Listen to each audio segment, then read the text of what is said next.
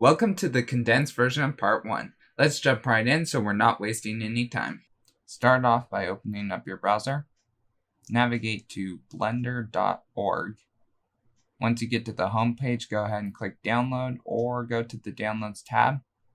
You can see that the default is the Windows installer, but if you're using Mac or Linux, go ahead and choose that option below.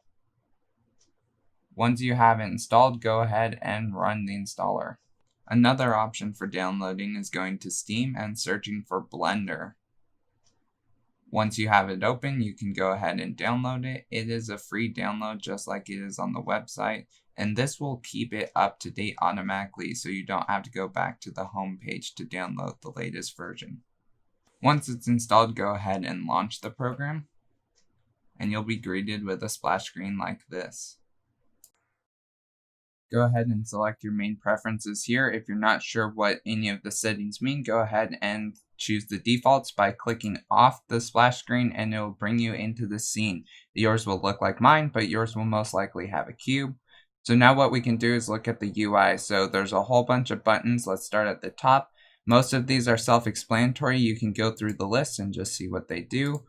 If you're not sure, just go ahead and click on it and see what happens. As long as you're in your default scene, there's not really a whole lot that you can mess up. So you can click through your workspaces, whatever you want to give a shot.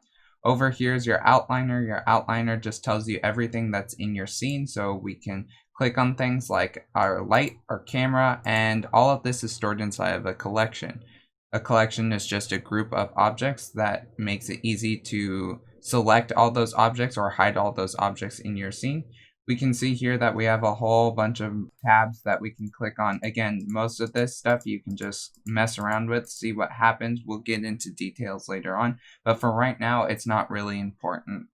So what we want to learn how to do is how to navigate the scene. So I'm going to go ahead and add a simple cube here in the viewport so that we can have an object to focus on and rotate about as we learn the viewport navigation tools. You can see down here in the bottom left that if I make a movement, it will tell you the command that I'm using in case you get lost. So what we're going to do is talk about how to move in and out. So scrolling zooms in and out. If you want to rotate around your object, you hold the middle mouse button and move your mouse. That will rotate about it. And if you want to pan your view, you can hold shift and middle mouse button and that will pan.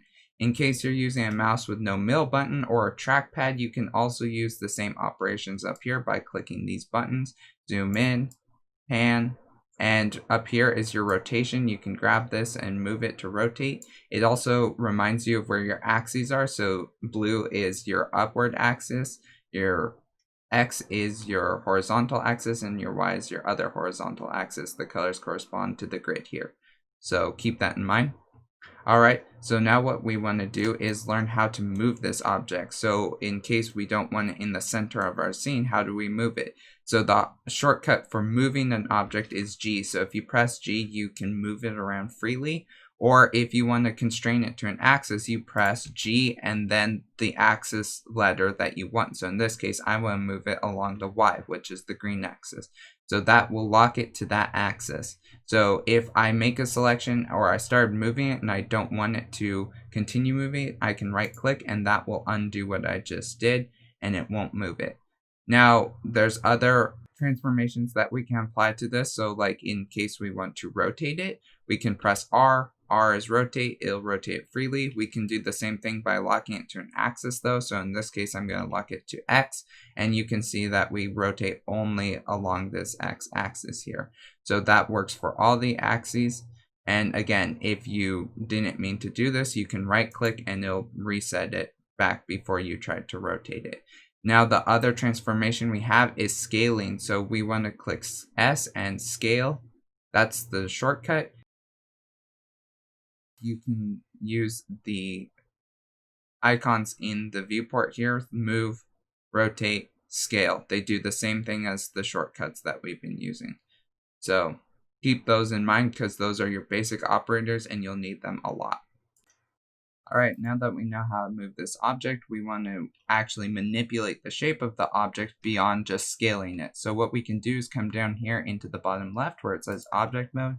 Go ahead and click edit mode. You can see here that our object now has vertices. If you don't see the vertices, what you can come down and click is vertex mode right here, and that will bring up all these points. So each point is called a vertex, and this defines the shape of our object.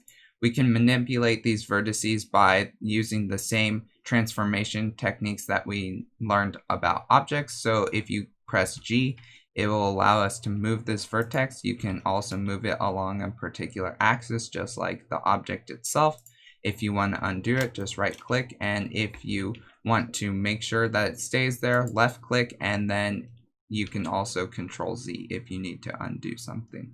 So you can see here that we can select everything by clicking A. That will select each vertex on the cube here. If you want to deselect everything, hit Alt A, and that will get rid of our selection. So let's go ahead and pick a few vertices to mess with. So I'm going to click this one and drag it up a little bit, and then this one, drag it down, and maybe this bottom one here, and we're going to drag it and lock it along the y-axis here. So you can see that this is actually deforming the shape of our cube, and it's making a whole new shape that we didn't have before. So what we can do is now talk about edge selection mode. So the only movement that applies to vertices is the G, the movement, right? You can just move it. You can't rotate it or scale it. But if you have an edge here, you can select the entire edge, which is the line between two vertices, and we are allowed to rotate this, and we can also lock it to an axis to rotate on, and we can scale it. So if we want to make it smaller, so I think making it smaller makes it more interesting. So that's what I'm going to do. And as always, we can move it by pressing G and again, locking it to axes. The last selection mode that we have down here is face select. Face select is the polygon that is made up of the vertices here. So you can see we have a vertex in each corner here, and this makes up a face. So we are allowed to select these faces, and once again, you can move with G, rotate with R, scale with S. So these are your basic selection modes. You'll use all three of these a lot in your modeling career, so keep that in mind. All these options down here, we don't need to talk about them right now because they're for more advanced stuff. So go ahead and switch back into object mode.